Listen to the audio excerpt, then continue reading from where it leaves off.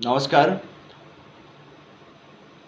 कर्नाटक चुनाव के बाद में देश भर में मंथन चल रहा है और मोदी जी के समर्थन में और विरोध में अनेक तरह से चिंतन मनन के बाद में विचार आ रहे हैं। निश्चित तौर पे जब लोकतंत्र है तो मोदी जी को हराने के लिए अनेक विचारधाराएं सामने आएंगी और अनेक कारण भी आएंगे, जिनके कारण हम कह सकते हैं कि कर्नाटक को भाजपा ने लूज़ किया। मगर इसके अलावे भी एक जो महत्वपूर्ण बात है कि हमको अब जो है भारतीय जनता पार्टी के सांगठनिक ढांचे के बारे में भी चिंतन मनन करना पड़ेगा। हम जब तक के आंतरिक मूल्यांकन नहीं करेंगे, आत्ममंथन नहीं करेंगे और अपनी कमियों को सुधारेंगे नहीं, तब तक लगता है कि इसी तरीके से आगे चलकर बाधाएं आती जाएंगी।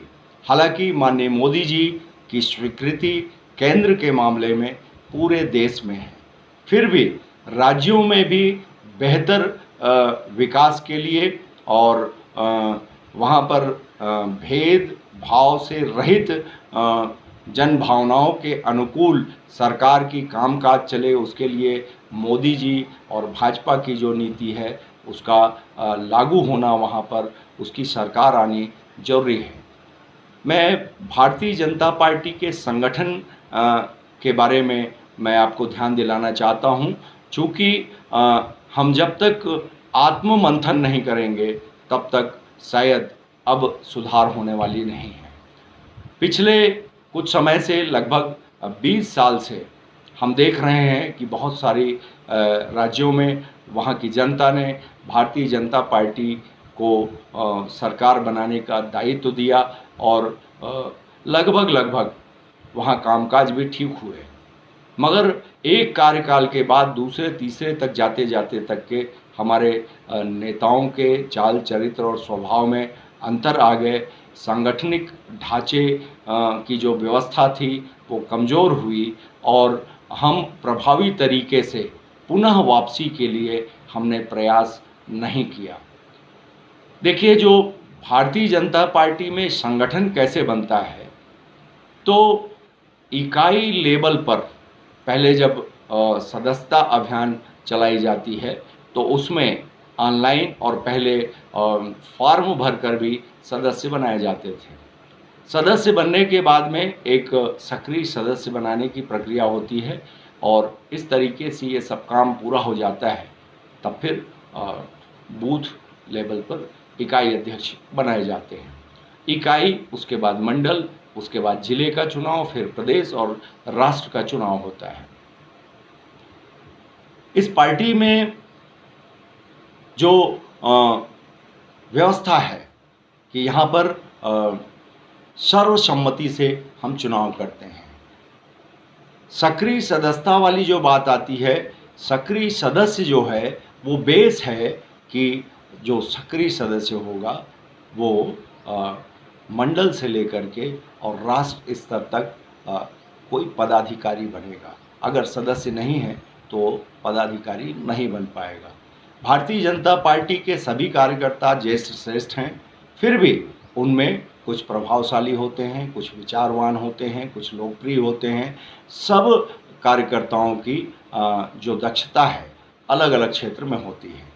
हमको चूँकि जनता के बीच में जाना है, इसलिए लोकप्रिय और विचारवान और अच्छे लोगों की आवश्यकता पड़ती है, जिनके माध्यम से हम लोगों को प्रभावित कर सकें।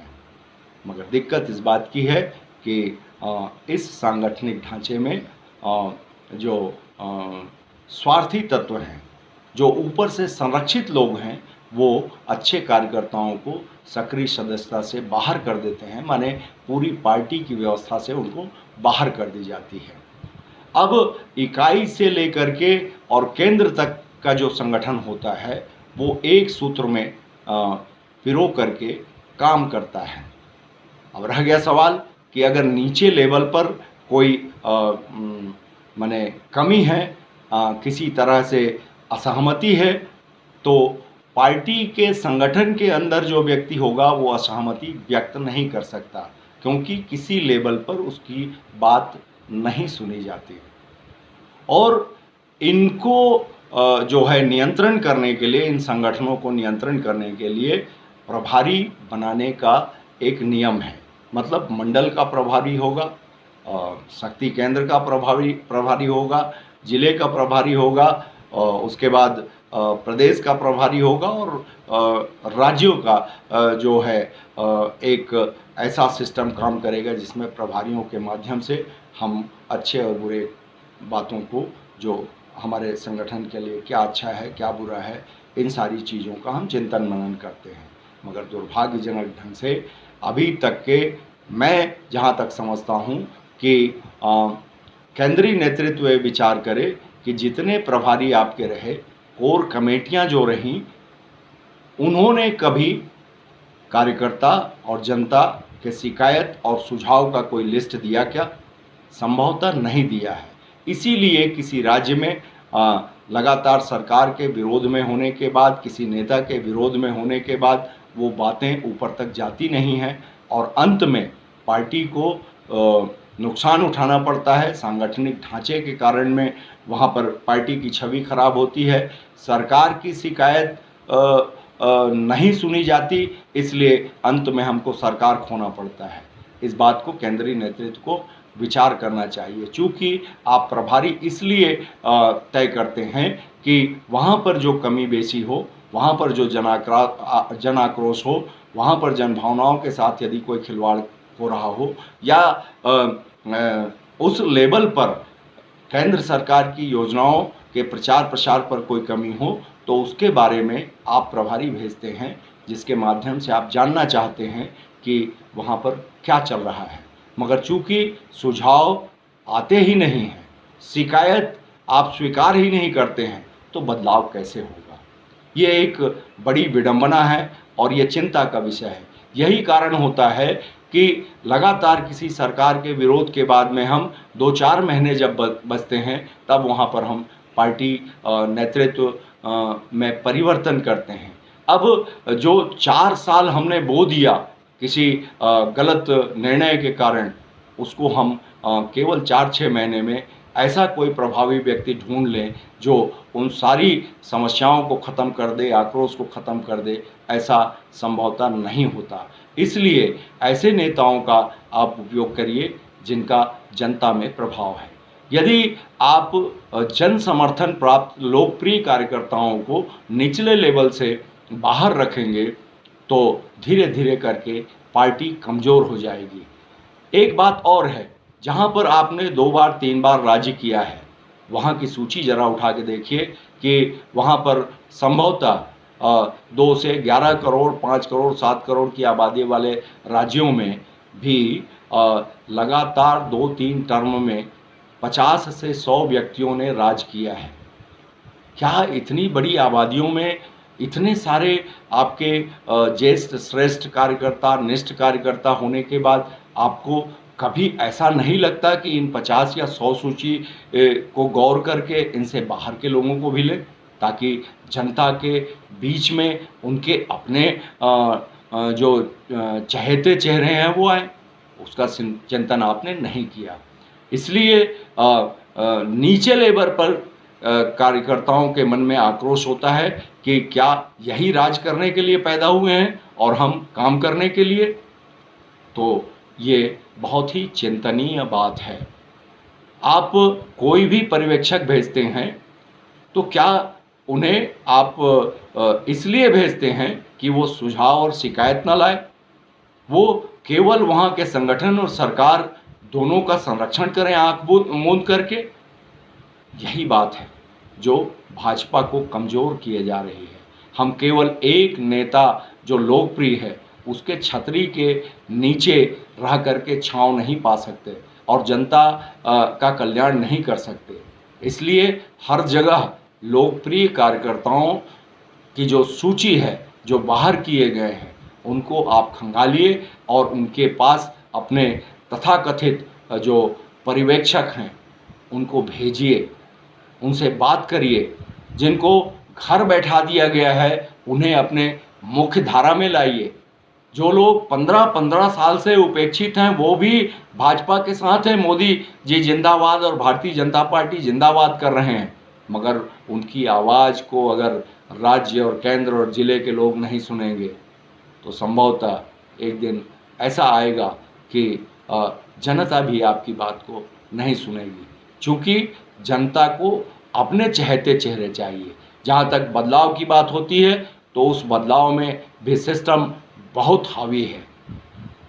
जिन चेहरों को जनता पसंद नहीं करती, जिन पर बदलाव चाहती है, वो स्टेबल रहते हैं, स्थिर रहते हैं, और जो कमज़ोर होते हैं उन नेताओं को पार्टी सिस्टम जो है बदल देती है और एक माहौल बनाया जाता है कि हमने फलाने राज्य में बदल दिया, ज़िले में बदलाव कर दिया, अब सब कुछ ठीक हो गया। ये उचित बात नहीं है। हम जनता की आंखों में धूल नहीं झोंक सकते हैं, ना ऐसा प्रयास करना चाहिए, ये गलत बात है।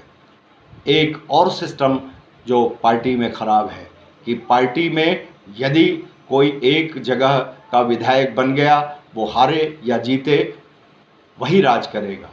ये सिस्टम बिल्कुल गलत है। जीत गया है तो उसे पद देना चाहिए, मगर हार गया फिर भी ढिठाई पूर्वक उन्हें हम जिनको जनता ने नकार दिया उस चेहरे को थोड़ा सा साइड करना चाहिए या ऊपर ले जाना चाहिए या बदलाव करना चाहिए। और जहां बिल्कुल जनता चाहती है कि इन चेहरों को हमको नहीं चाहिए तो उनको कृपा करके मार्गदर्शी मंडल में रखें। उनको आपने बहुत दे दिया, 2, 3, 4 टर्म दे दिया। आपको जनता का भला करना है, देश का भला करना है, और उस व्यक्ति को समझाइए कि आपने बहुत पा लिया, अब नाराज़ मत हों, आप मार्गदर्शी मंडल में रहें, नए लोगों को अवसर दिया जाएगा। मगर यही बात जब लोकप्रिय और उपेक्षित कार्यकर्ताओं की बात होती है तो हमारा नेतृत्व कहता है कि उसके जाने से पार्टी को कोई असर नहीं पड़ेगा। उलट पोस्टर वार किया जाता है कि हमने आपको फलाना दिया, ढिकाना दिया, जबकि वो जनता के टारगेट में वो गलत नहीं था, उसे उपेक्षित करके रखा गया था। तो इन सारी चीज़ों को जब तक पार्टी का केंद्रीय नेतृत्व विचार नहीं करेगा तब तक पार्टी का भला नहीं होगा। संभवतः इन चीज़ों को संगठन का जो ढांचा है उसके हिसाब से इकाई से लेकर के केंद्र स्तर तक इस बात को कोई स्वीकार नहीं करेगा जो मैं कह रहा हूँ, मगर यही बीमारी है। इस बीमारी को जल्दी से जल्दी दूर कीजिए, इसका ऑपरेशन कीजिए। हमारे लिए सभी कार्यकर्ता और नेता सम्माननीय हैं, मगर पार्टी और देश प्रथम है। अगर किसी व्यक्ति की शिकायतें हैं, उसके चाल चरित्र और चेहरे में जनता को कोई आकर्षण नहीं है तो उसको बदल दीजिए ना। बस यही अपील है। धन्यवाद।